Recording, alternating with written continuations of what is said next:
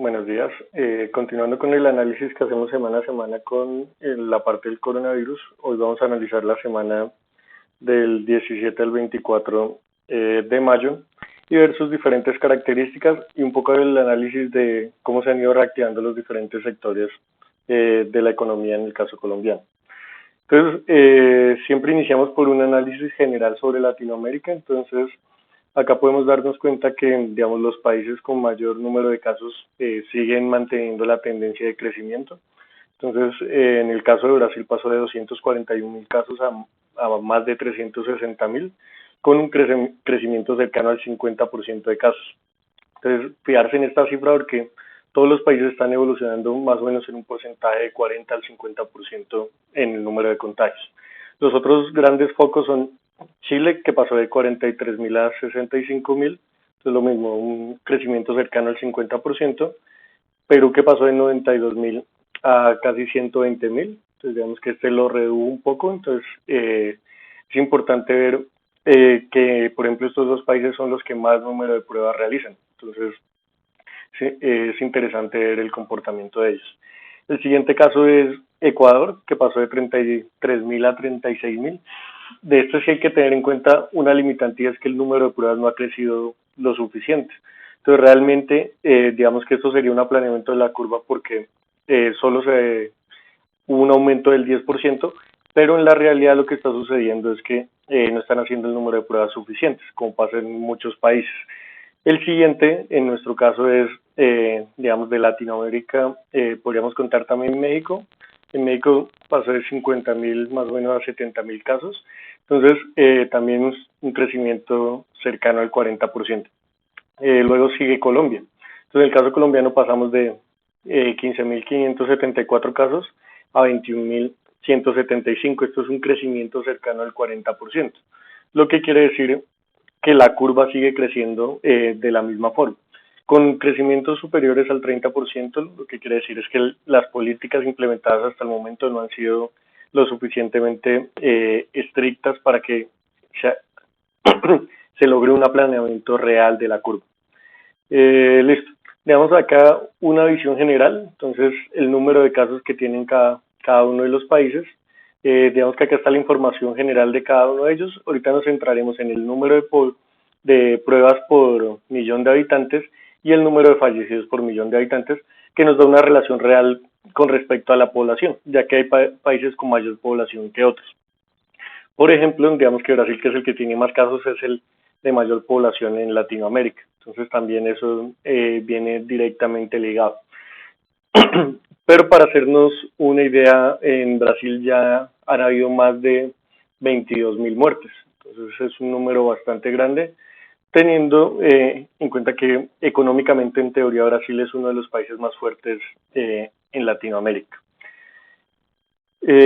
A partir de eso extraemos esta información. Entonces, el país que más muestras ha hecho por millón de habitantes es Venezuela. Pero si ustedes ven en la gráfica anterior, Venezuela es el de los países que tienen menos número de casos. Entonces, es un importante elemento a tener en cuenta. Si uno hace muchas pruebas, puede darse cuenta de la realidad de lo que está pasando con respecto al virus en el país. Los siguientes son Perú y Chile. Estos hay que hacer énfasis de que siguen aumentando el número de pruebas que hacen cada semana. La semana pasada eran más o menos de 19.000 en cada uno y han pasado a más de 24.000. Han aumentado en 5.000 el número de pruebas por millón de habitantes. Entonces está haciendo un gran esfuerzo en el análisis del virus. Lo mismo pasa en Uruguay, que es un país sin tantas personas infectadas y tiene alrededor de 11.000 pruebas por millón de habitantes. Sigue Ecuador, que antes digamos que tenía un elemento diferencial con respecto a los otros países, pero en las últimas 2 semanas el número de pruebas ha aumentado en menos de 2.000, entonces no ha aumentado considerablemente. Colombia ya casi alcanza los 5.000, que sigue siendo insuficiente, digamos, teniendo en cuenta que somos el quinto país con más casos en la parte de Sudamérica. Entonces hay un elemento a tener en cuenta.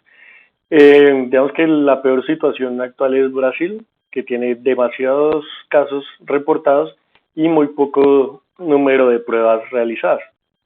Esto también está limitado por la población tan grande que tiene Brasil, pero digamos que este número tienen que ver cómo poder aumentarlo para hacer un análisis más real. Digamos que ya es evidente que el virus se propagó totalmente en Brasil y el número de pruebas es insuficiente, entonces hay demasiados infectados sin ser diagnosticados en este momento. El siguiente ítem es las personas fallecidas por millón de habitantes. Acá el caso más crítico es Ecuador, donde tiene 176 personas por cada millón de habitantes. Sigue en Brasil con 107, Perú con 105.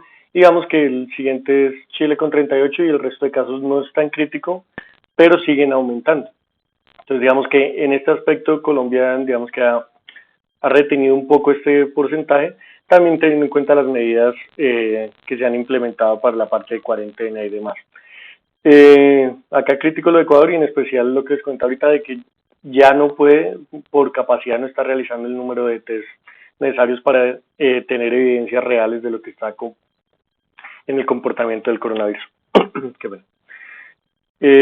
Acá un poco cómo fue el crecimiento en esta semana. Entonces, digamos, el lunes hubo 16.295 casos y fuimos aumentando hasta que en los últimos días tuvimos crecimientos de alrededor de 1.000 o más pacientes infectados con coronavirus. ¿Qué sucede en este caso? Realmente de aquí en adelante lo que se espera es que casi todos los días haya más de 1.000 infectados. Entonces, cada vez la curva va a seguir creciendo más y más hasta que alcancemos el pico que seguramente debe estar a entre finales de junio y mediados de julio. Entonces, en ese caso, seguramente alcanzaremos alrededor de 100.000 casos para esa temporada. Entonces, digamos, un número importante a tener en cuenta. Lo otro es que, digamos, lado positivo, ha ido creciendo, digamos, directamente proporcional los recuperados. Entonces, está alrededor del 24% de personas recuperadas y las personas fallecidas, tristemente, se ha mantenido cercano a un 3.4%. Entonces, digamos que de eso hablaremos ahorita un poco en las conclusiones de qué está sucediendo en la realidad con eso. Acá se plantea, digamos que la curva que nosotros planteamos para el día 24 de mayo se plantean 24.000 casos, que en la realidad fueron, digamos, 21.000. Ahí tener en cuenta que lo que pasa es que tenemos subdiagnosticada la enfermedad y faltan muchos test reales por realizar la prueba. Entonces, digamos que nosotros mantenemos la proyección sobre la misma base, que cuando seguimos aumentando el número de pruebas realizadas, seguramente va a alcanzar la curva esto más cercano a la realidad que nos está pasando en el país. Según las proyecciones que yo he planteado, siguiendo la proyección para la próxima semana, el próximo domingo alcanzaríamos cerca de 35.000 casos. Acá un poco el comportamiento de los datos de esta semana. Entonces, de acá de la tabla de arriba, un elemento importante a tener en cuenta y es que ha ido siempre incrementando el porcentaje de casos positivos. Entonces pasamos de un 8% a un 8.38%. ¿Eso cómo se calcula? Con respecto al total de pruebas. Entonces, del total de pruebas, ¿cuántos son positivos? Entonces, han hecho 252.000 pruebas, de estas han sido 21.000 positivas, ese es el 8.38%. El problema de que esto siga aumentando es que realmente las políticas no han sido efectivas. Digamos que este porcentaje tiene que disminuir cuando las políticas sean efectivas y realmente consigamos un aplanamiento de la curva. ¿Qué pasa? Este va a seguir incrementando en especial con, digamos, las decisiones que se han tomado de reactivación de algunos sectores específicos, que va a surgir toda la parte de contaminación, de infectados y demás en este sector. El otro aspecto, digamos que acá el número de pruebas, para esta semana se reportó que ya se alcanzaron casi 16.000 pruebas de capacidad máxima. Solo se superó en 2 casos, pero la realidad es que estas son pruebas que se habían hecho en semanas o en días anteriores y no habían sido reportadas. Para el caso donde tenemos más de 13.800, el reporte era que casi 6.000 de estas eran de reportes de días anteriores que no se habían pasado. Y en el caso de 9.600 eran más o menos 2.800 las pruebas extras. Entonces realmente digamos que el promedio real fue de 7.000 pruebas, que ha aumentado un poco con respecto a las semanas anteriores, pero que sigue sin ser lo suficientemente completo para diagnosticar el virus. Digamos, teniendo en cuenta que la capacidad ya alcanzó casi 16.000 pruebas por día, seguimos sin utilizar el 50% de la capacidad instalada para la realización de pruebas.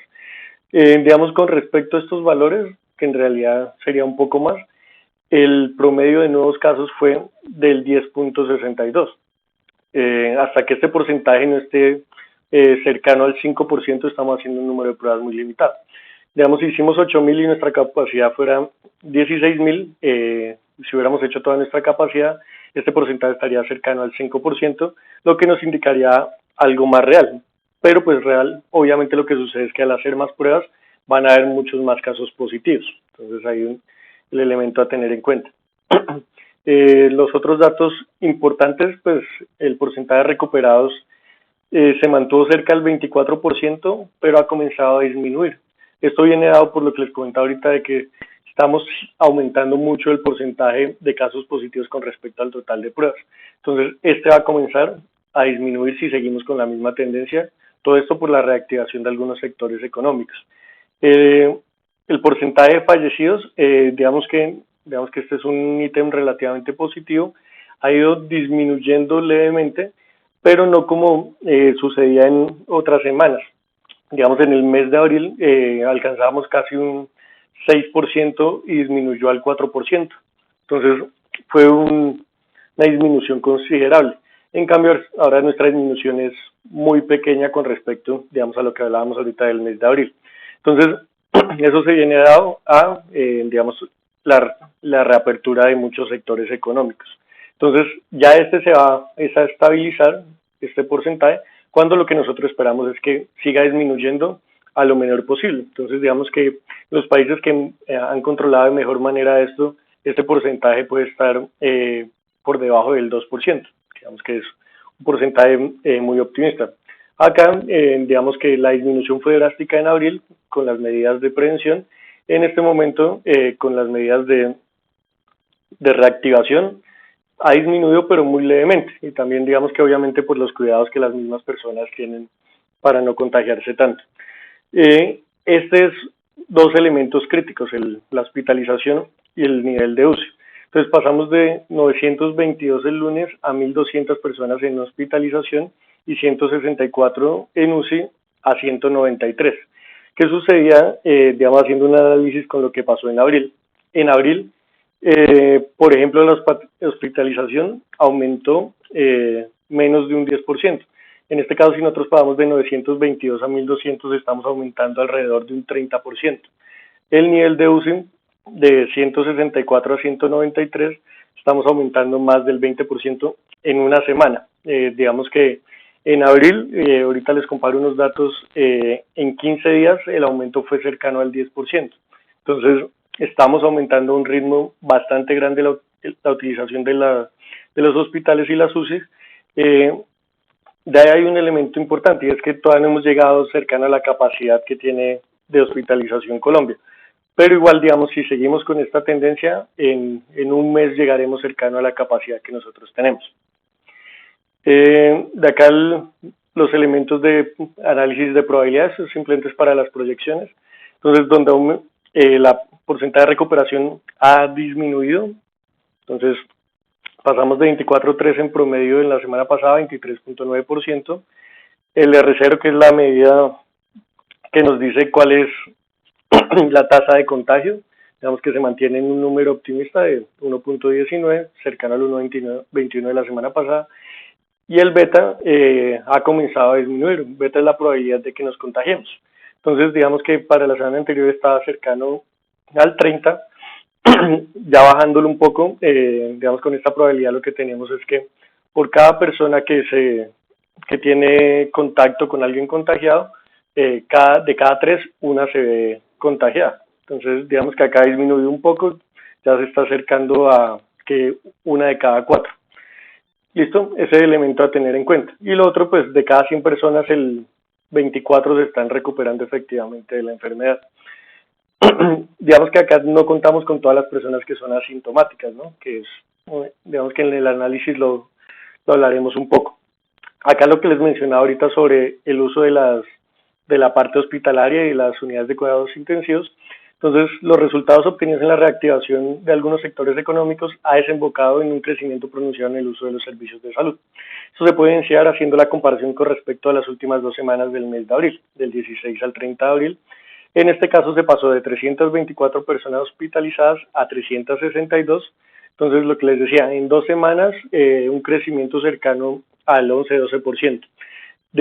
También se pasó de 105 personas en UCI a 118. Pues acá lo mismo, un crecimiento cercano al 11-12%.